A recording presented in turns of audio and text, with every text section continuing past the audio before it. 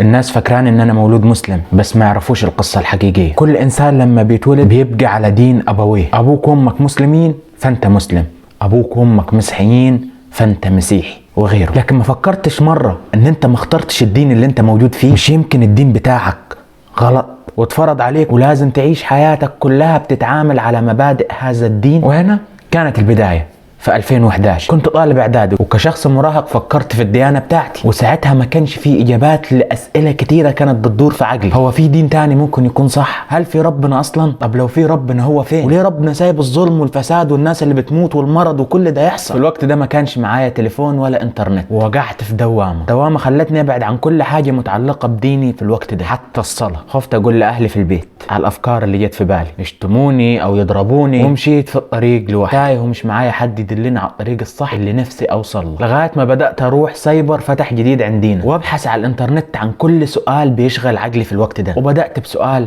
هو في ربنا؟ قرات كتير فوجدت ان الخلق بيدل على الخالق، الكواكب والنجوم والاقمار والمجرات، احنا كبشر والمخلوقات اللي حوالينا، كل ده ما اتخلقش عبث وما طلعش كده لوحده. البيت اللي موجود قدامك ده لازم في شخص بناه. وانتقلت للسؤال الثاني: طب ادام في ربنا، ليه في ظلم؟ ليه في فقر؟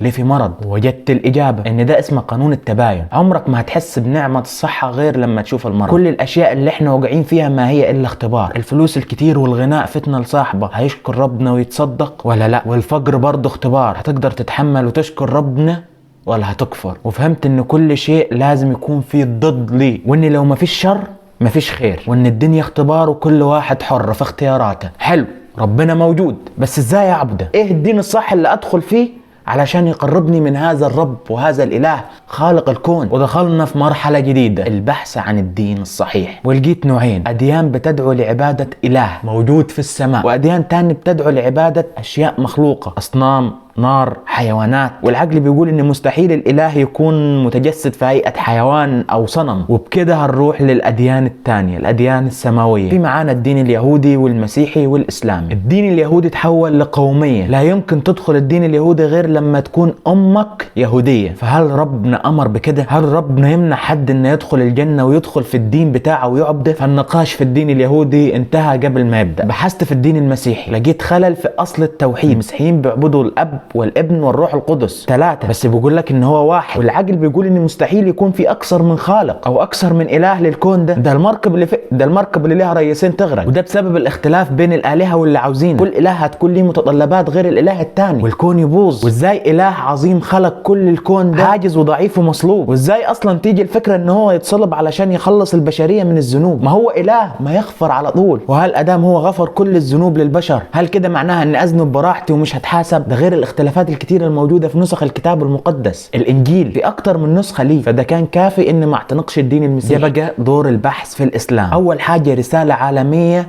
لكل البشر عكس اليهودية. العقيدة واضحة تماما، اله واحد لا اله الا الله. عكس المسيحية، النبي اللي انزلت عليه الرسالة لم يؤله ولا بقى ابن الله، نبي معروف في كتب التاريخ بالصدق والأمانة. نصوص الإسلام كلها محفوظة بدون تبديل أو تغيير، بالحركات والسكون، وده حفظ رباني مش صنع البشر. القرآن ما فيهش أي تناقض لو فهمت فهم سليم وصحيح، ولو في بشر اللي قاله كان بقى فيه تناقض كتير. الإسلام منهج شامل لكل شيء، حتى الدين المسيحي بياخدوا من الإسلام التشريع بتاعه في الميراث. كل حاجة في حياتك حتى دخول الحمام وشرب المية موجودة ازاي تعمل كده في الدين الإسلامي. وعشان كده الدين الإسلامي كان أقرب للعقل والمنطق. لكن لحظة، مش يمكن ده بسبب ان انا مولود مسلم وفي أسرة مسلمة وده اللي خلاني أتحيز للدخول للإسلام؟ بدأت المعضلة الثالثة، وهي البحث في الشبهات اللي موجودة في الدين الإسلامي. سمعت محاضرات كتير لملحدين وردود المشايخ عليهم، محاضرات للشيخ أحمد ديدات والشيخ زكر نايك وغيرهم، وكان كل شيء أقراه أو أتعلمه في الدين الإسلامي لازم أسأل عن سببه وأقول ليه الموضوع ده، ليه نصلي، ليه نصيم،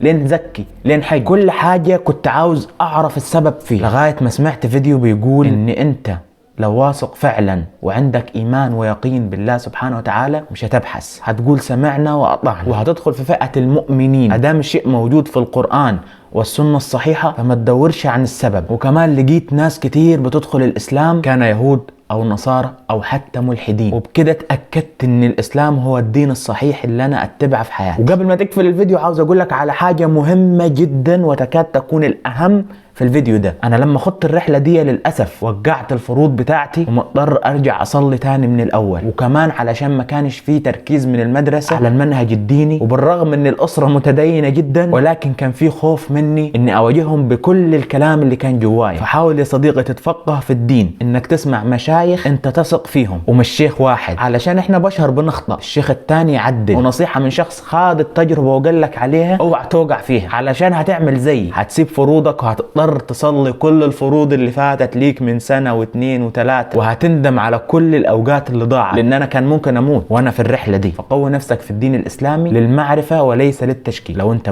كده أكون نهاية الفيديو، يا رب تكون استفدت حاجة جديدة، وأشوفك في الفيديو القادم وربنا يستر.